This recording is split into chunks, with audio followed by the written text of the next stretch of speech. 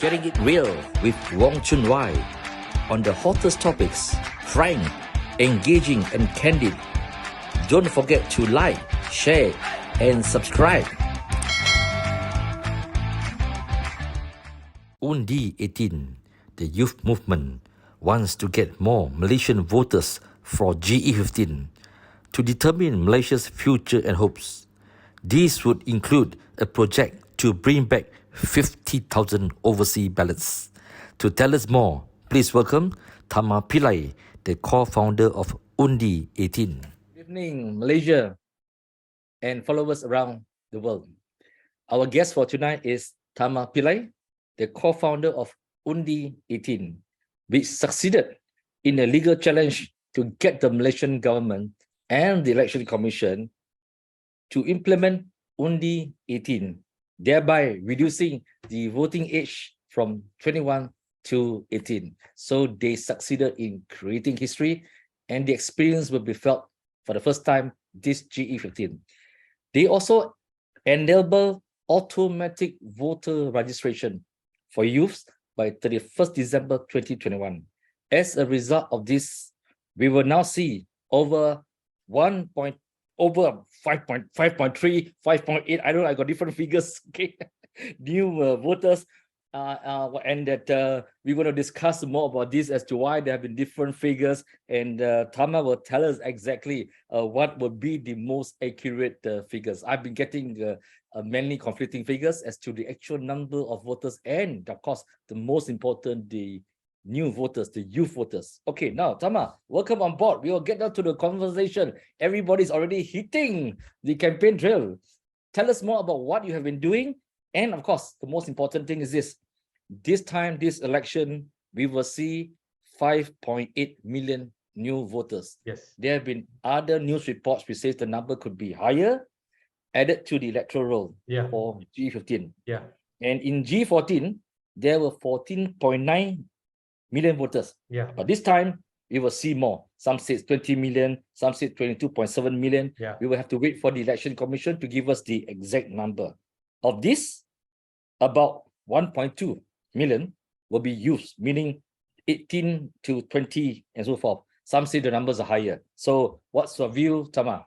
All right. Firstly, thank you very much for having us, for having me on this platform. Again, right? I think it was a very good conversation the last time. Yeah. Of course, this time it's a bit more heated up. It's a bit more exciting, right? Because we are now in election season. Everyone is asking the question, right? Of where the country is going to, but of course, most importantly, is this big question mark. You know, what do young voters want?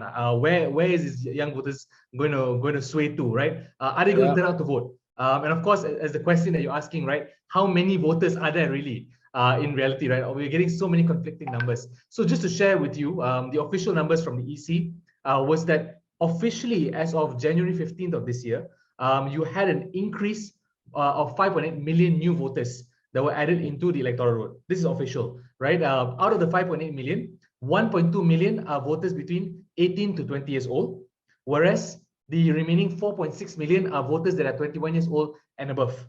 I see. However, the majority of those voters, so which means that it can also be people who are 70 years old, 80 years old, 60 years old who never registered before, right? Okay. However, the vast majority of these numbers are actually young people. So the interesting thing is that it increased the percentage of young voters from 44% to 51%. So right now, we categorize 18 to 40 as young voters, right? According to SPR, right? For them, 18 to 40 is young. So these young voters are now 51% of the registered voters in Malaysia, which means that young voters are now the majority. So that's a very interesting thing that we can see over there. So the other number that you always see also on certain press statements is a number of 7.8 million, right? So 7.8 million comes from if we had GE end of the term. That means in June next year. So by June of next year, we will have the maximum number of new voters, which is 7.8 million by end of term. But now, of course, we're doing a slightly early election. So my estimate is we are approximately nearly 7 million new voters or 6.5 million new voters as a whole. So that's the context of it, right? In terms of the numbers, in terms of the impact of UNDI 18 to the electorate.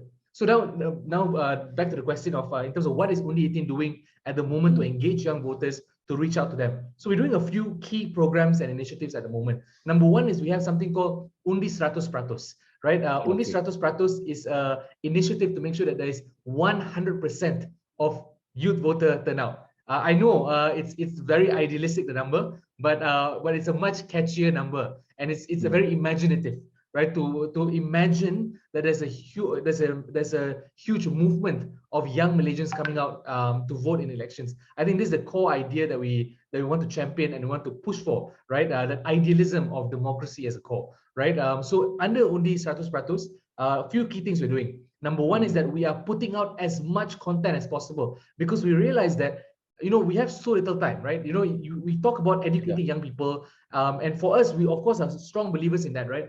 We must change the education system. We must make sure issues of constitutionality, ideas of freedoms, ideas of rights, ideas of what is government structure, all this should be integrated into our syllabus by right, in an ideal case.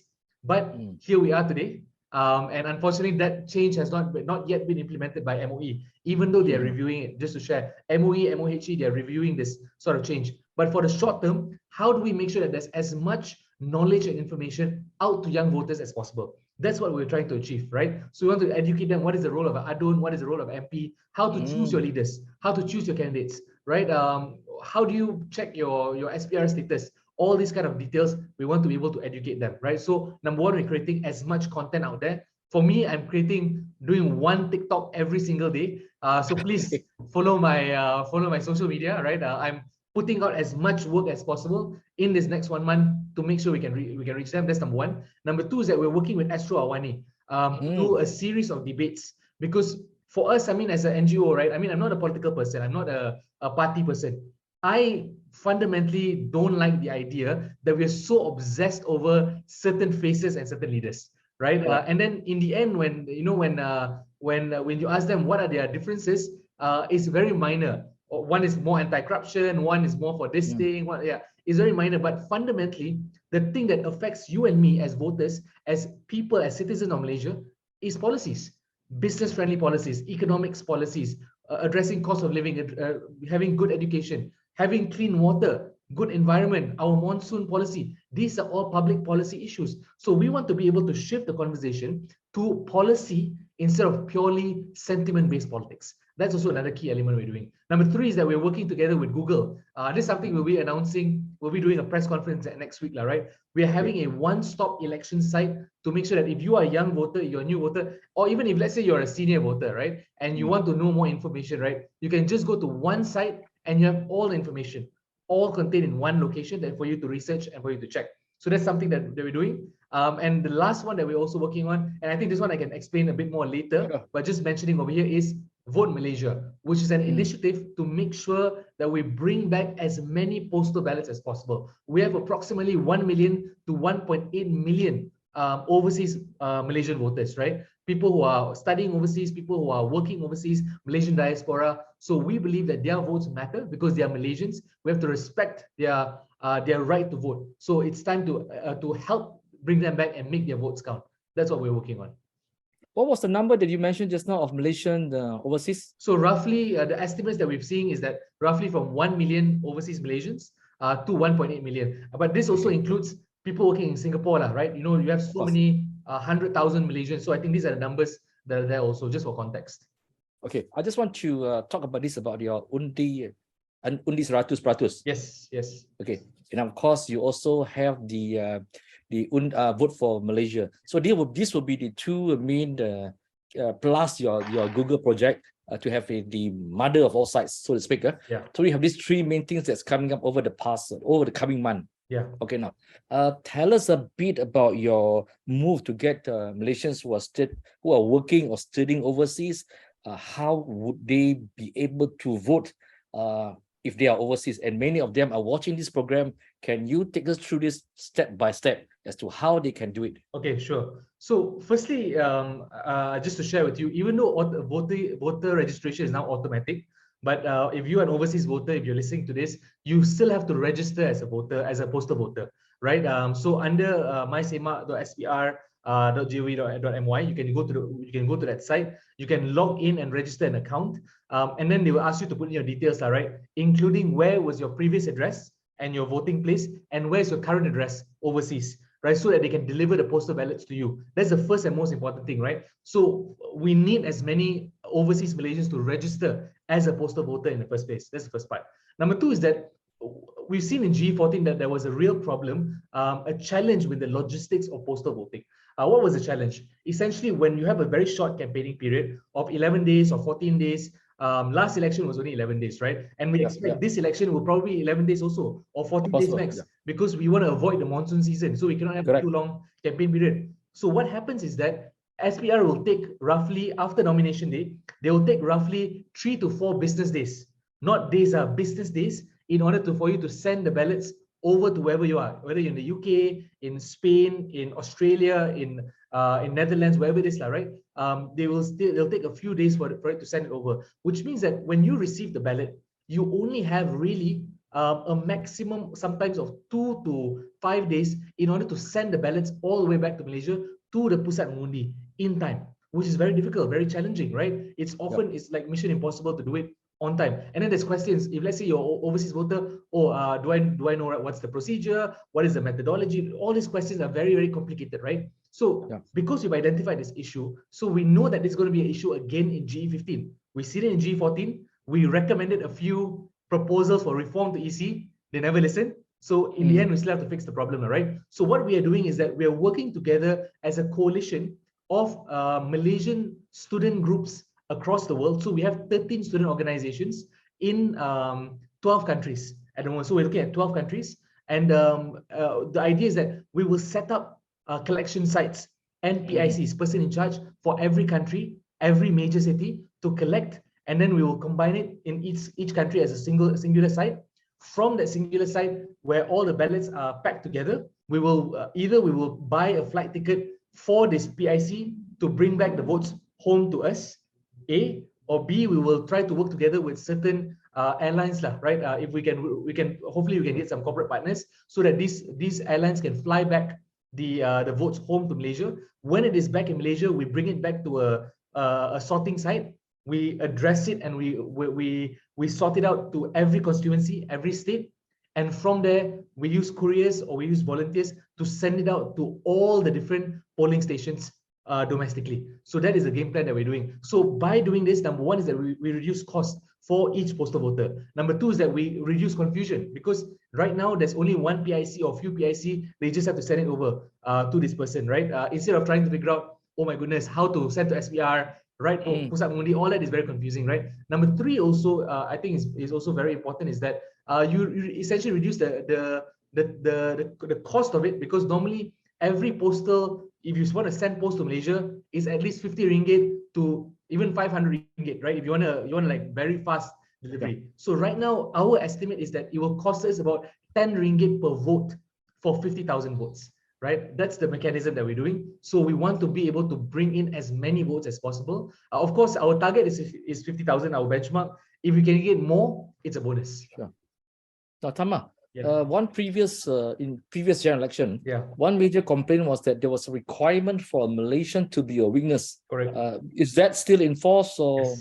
Yes, unfortunately, that's still enforced. So I think a few organizations, including Global Bersih, have asked EC to change that, because it's not always that if you're Malaysian overseas that you have a you know Malaysians around you, right? It's such a big challenge, it's such a big problem, right? Unfortunately, that part has not been amended yet.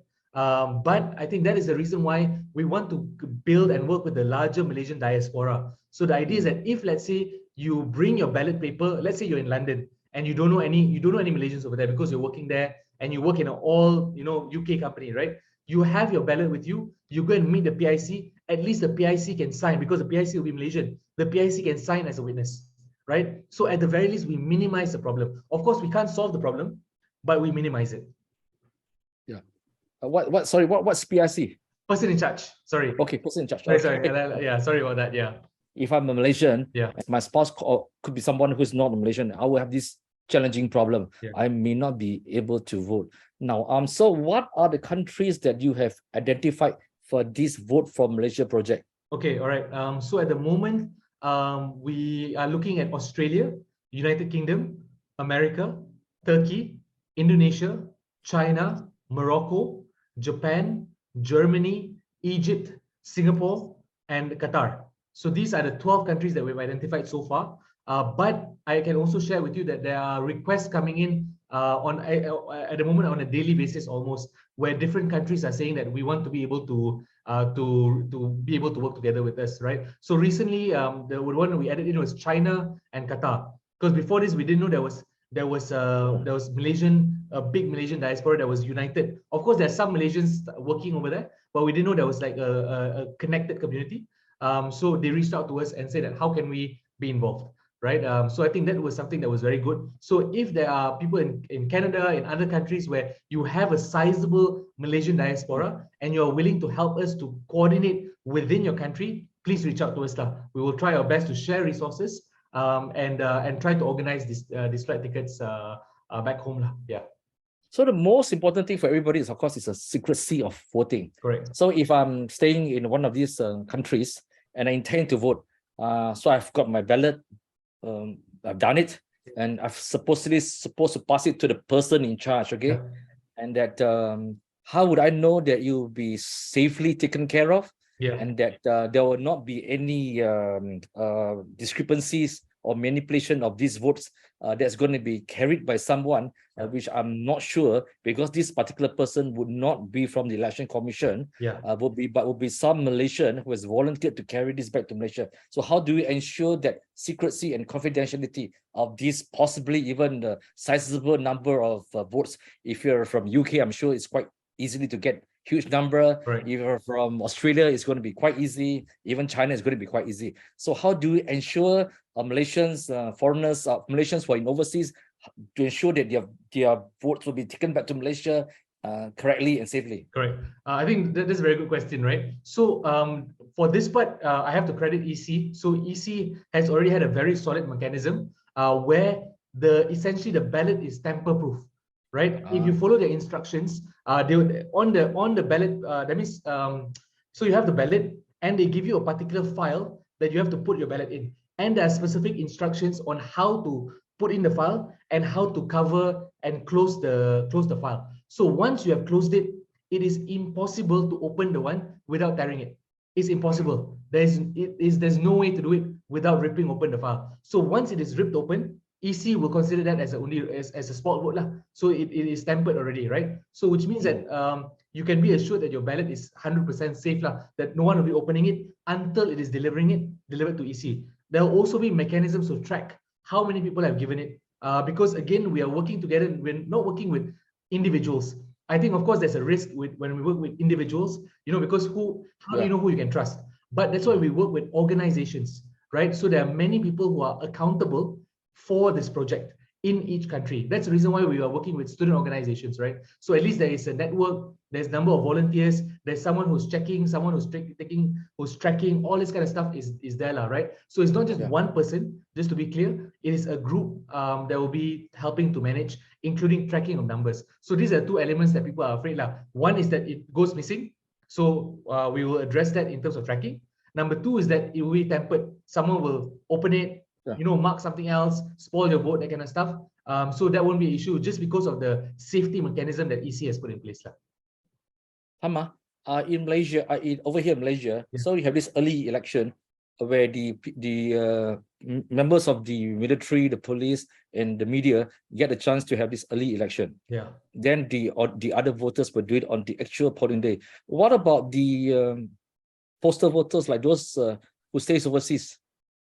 So the postal voters will get their votes, will get their postal votes as soon as possible. So after nomination day, right? The EC will find the names, will print out the ballots, package it, post it out. So the moment you get your ballot, you can send it back as soon as possible, right? And then it will be put into a secure ballot box for postal votes. And on the election day, it will be taken out. So I'm a pemerhati pilihan raya for PRN Melaka and also PRN Johor. So we've witnessed the process. So after all the regular votes have been calculated, then there'll be an additional ballot that'll be pulled up for just specifically for the postal ballots for that particular kawasan, right? Also that particular pusat mengundi. So that's how it'll be counted lah. So it'll still be counted on the same day, just that you can send the ballots whenever you get it lah. Yeah. So they can the overseas Malaysian voters who are relying on postal votes can be considered as part of these early voters lah. Right? You're gonna get the ballot for. You're gonna get the ballot papers first, right? It's okay. So they get their ballot papers first, but their votes will only be counted on the same day. Yes, but they get to vote and send it back or through the person in charge. True, earlier than the rest of this. But I think okay. So for us, the reason why I want to be a bit particular about the terminology is because we're actually advocating for early voting actually, or advanced voting. Okay. But our definition of advanced voting is we are saying that we must expand. So right now, under the current laws, there is category for Borang A and also Borang C, which you mentioned just now, right? For your military, your police, your media workers. So these are the two categories. Overseas voter is category B lah, right? So for category A and C, they're able to vote earlier, get their votes counted earlier, and then they're moving on with their systems, right? So we are saying that should be expanded to, number one, to Sabahan Sarawakians. If let's say they are working and living in Semenanjung, why should they always have to fly back? It's so expensive, right? They should be able to have the right to vote in an early voting area, set up an early voting center, and just do it, right? That's number one. Number two is that we're also saying that for overseas voters, let's use the embassies, let's use the high coms as early voting sites. So you just go to the embassy and your ballot is there, you just mark your ballot, and then it is settled, right? So for us, that is a better mechanism to make sure we don't have all these kind of delays, right? Unfortunately, the reality is that it doesn't work that way. So that's why there's a difference between advanced or early voting versus postal voting. So postal vote, you just get the ballot paper only, right? So just in terminology, there's a slight but important difference. But we are actually advocating for early voting. But of course, we can't do that now. We have to do it after elections. When there's a new government, we advocate for the reform of the system. Yeah, I think it's a bit too late for this as the date approaches. One final question on this, still on the postal voter before we move on. Sure. Now, I've got a lot of these calls asking me this. I'm now holidaying in somewhere around the world. Yeah. I don't think I come back in time to vote. I'm really eagerly wants to vote. I'm a tourist in somewhere. I'm a Malaysian. Do I qualify to be one of these voters? I'm really sorry to say, but unfortunately, tourists, you cannot qualify as a postal voter, to be quite honest, because you need a permanent address overseas for them to send it over. If let's say yours is a hotel or yours is an Airbnb, right, it's going to be very difficult. Unless you're saying that you're going to be there, you know that you're going to be there for 1 month plus, right? And you can take the risk. Then maybe you can say that this is your address, please send it over to here. Maybe if you're there for a long time. But if you're there for 1 week, who knows when is elections going to be. By the time you come back, your vote will be gone. I also just want to share, right? If let's say you know that you're a tourist and you're coming back and all that stuff, right? And you register as a postal voter, if your postal ballot has already been sent to, let's say, the UK, or let's say to Switzerland, if you want to go holiday over there, let's say, right? You cannot vote in Malaysia because your name will be taken off from the list, right? So you must choose whether you want to vote in Malaysia or you want to vote on a overseas in international manner. So just for the tourists, just something to be aware of, lah. Yeah. Cost is of course a major issue now. Correct. For those of us who have been familiar with using airlines or traveling for the past month, we found that the cost is really crazy, that it has shot up so greatly. So for you who are doing this Vote for Malaysia, getting people to come back to deliver the thing, and you can't book now because you do not really know when is the election date. And if you book much later, the price is different, than 6 months ago or 3 months ago. That's one factor. Second factor, do you think that the cost of flying will also deter people from actually coming back from around the world to actually vote in Malaysia, like in GE14? Would this be a factor? Yes. So I think that definitely be a factor, right? Because cost is always the biggest barrier, which is why for us, that's the reason why we have the Vote Malaysia initiative, right? We know that if you were to fly back, one person will cost you, let's say you want to fly from Europe, will cost you anywhere from 5,000 ringgit to 15,000 ringgit for one flight ticket, right? To and fro, right? So you're looking at exorbitant prices. So that's why for us, we are actually crowdfunding and we're fundraising for this stuff, right? So that we can pay for one person per country to bring back 100, 1,000, 10,000 votes, right? So instead of paying 10,000 times 5,000, which is a mind-blowing amount of money, you're only paying for one flight ticket for 5,000 ringgit, right? So that's the idea. So that's why we are crowdfunding for this, so that we're able to optimize the idea. And according to our calculation, we can bring down the cost to one vote is only 10 ringgit. That is the calculation that we have in terms of the cost, right? So that's something that we're working on at the moment. Yeah. What is the estimated number of Sabahans and Sarawakians who are working in Peninsular Malaysia? So I don't have the exact number for that, but if I'm not mistaken, the last I saw was roughly about 1 million or so, right? So that's another problem. Yes, that's another problem as to whether they should just fly back to vote, right? Correct. If it's going to be so expensive. Correct. Yeah, exactly. So that's another issue that you have. So that's why for us, this goes back to EC reform, right? And trying to fix our systems and make sure that democracy is more accessible, because there are ways to make sure that our ballots are safe, our ballots are conformable, are credible, and at the same time make it accessible. But for some reason, EC refuses to even consider how to make it accessible for people. That is the problem that we have at the moment, right? So of course, as I said earlier, this is a reform we have to push for after elections, once there's a change in government, or once there's a new government, right? But at the moment, we do what we can with what we have. Tharma, you know that if somebody's going to fly back from overseas to vote for G15, they might not fly back for another state elections next year. Correct. They won't. Correct. Unlikely. Correct. So it's a double jeopardy, because who's going to pay for all this? Okay, it's an expensive exercise, not just for EC and for taxpayers, but for the rest of us who are voters. Yes, absolutely. So there's a lot of hype, a lot of expectations. Okay, because of this huge number of new voters, including youth voters. Now, in the recent state elections, despite the expectations, the turnout wasn't that great. Yeah. So do you think that this time it might be slightly different because of the excitement that has been generated for GE15? Yeah. I definitely think that GEs or general election will definitely have more voters than state elections or by-elections. This is just a reality, right?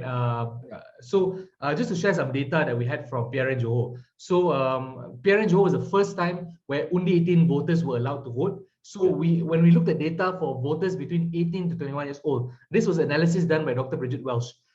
She showed that of course the overall percentage of voters was lower, compared to general elections, but the UNDI 18 cohort was consistent with the average number of voters. So which means that the turnout was quite decent. Where was the problem? The problem was voters between 25 years old to 45 years old.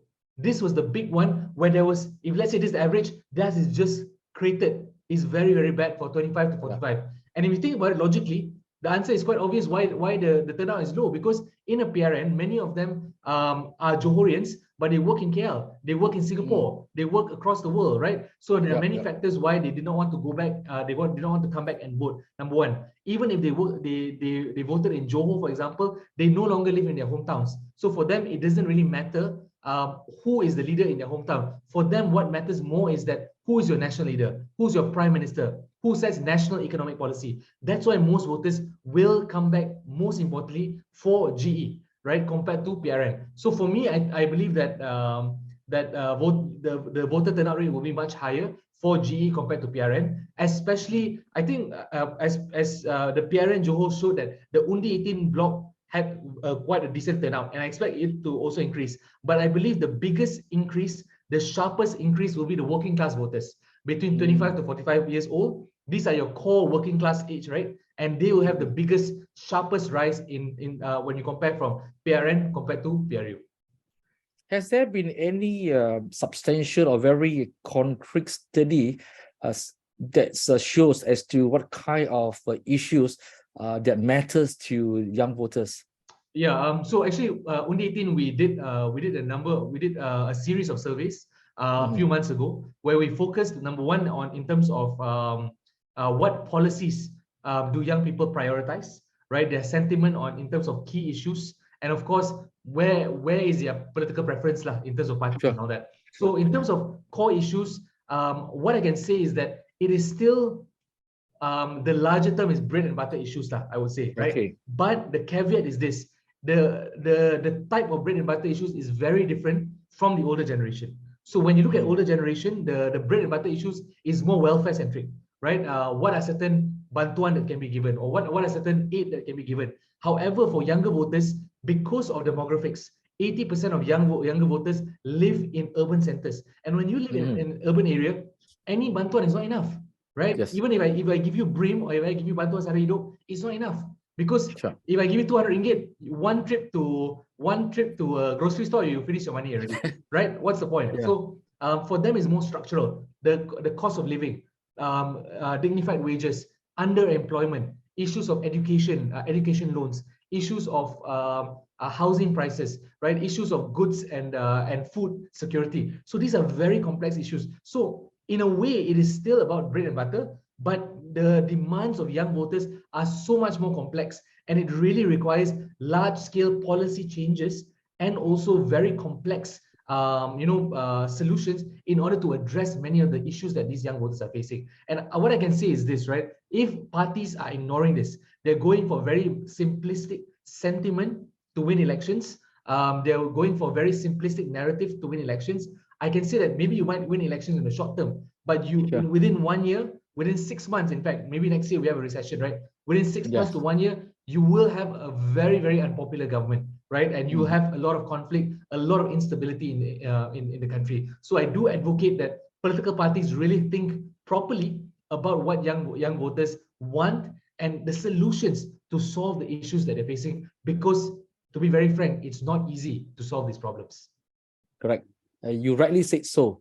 While the politicians have been trying to avoid or skirt around the issue, the reality is that 2023 is going to be a tough year economically. We have not really felt the impact yet, the declining ringgit and the impact for logistics overseas. And we know that in major markets, major economies around the world, China, UK, and US, the economies are already sliding. I think the IMF projection is that for next year, many of these countries, which are our markets, they have a growth of less than 2% or even 1%. So that's a kind of direction we are heading. And of course, many Malaysians do not talk about it because it's an economic matter and it's sometimes not attractive, not complicated. It's complicated, not something that you speak up in ceramah to get attention. But we're going to head towards that, right? Yes. It's for sure. Yes, that's for sure. For sure. Now, the next issue I want to talk about this. Yes, there's a lot of eagerness and excitement, but there's also a large segment of Malaysians who feel very jaded and feel like, all these politicians really, that they're all the same, okay? We have not even cast our votes, okay? And they're already talking about who should pair off with who, that after the election, we should pair off with this party, we should pair with this party, we can do a deal. It's actually quite nauseating because that we are heading towards an election. They are already talking about this. Do you get this kind of feedback as to maybe are really fed up? Maybe we should not vote. Do you get this response from your organization? Okay. So in terms of I can share in terms of survey and in terms of sentiment, right? Based on a number of surveys shown that the challenge we face, and I think this is very important to separate, right? Because many people are saying young people are apathetic, young people don't care. Actually, that is not true. Right, young people care quite a bit, and they're actually following certain election news and all that stuff. However, I think one of the big issues that young people are facing is that there's a political indecision where they feel that no party sufficiently represents their interests, no party is sufficiently fighting for their interests. Right, so there's an indecision. Who do I really advocate for? Who do I want to choose? Right, and that leads to the fatigue. Right, because I'm just so tired. I'm just so tired of the drama. Everyone seems the same. Everyone sounds so similar. Everyone is just fighting for money, power, contracts, personal interests, to positions, right? But who's fighting for the right yet, right? So I think that was a sentiment. So it's not that young people don't care, it's that they care, but they don't know who to choose, right? There's that frustration. So I think that is a bigger challenge. In fact, in our data that we showed, right, 40% of young voters that we polled said that they don't know how to vote. That's why they don't know who to vote for. 40%, which is that's high. Crazy numbers, right? 40%. Yeah. So I think this is something that political parties must look into and be able to address their concern, bring in the right narrative to address these issues. Yeah. So we have this issue of financial literacy, and we have issue of political literacy, or illiteracy rather, in Malaysia. Now, Tharma, the fact that we're having this conversation, we're talking about how the nation can move forward, how Malaysians can vote, Malaysians who are staying overseas, and of course that we have this platform that we are talking without having to rely on traditional platform.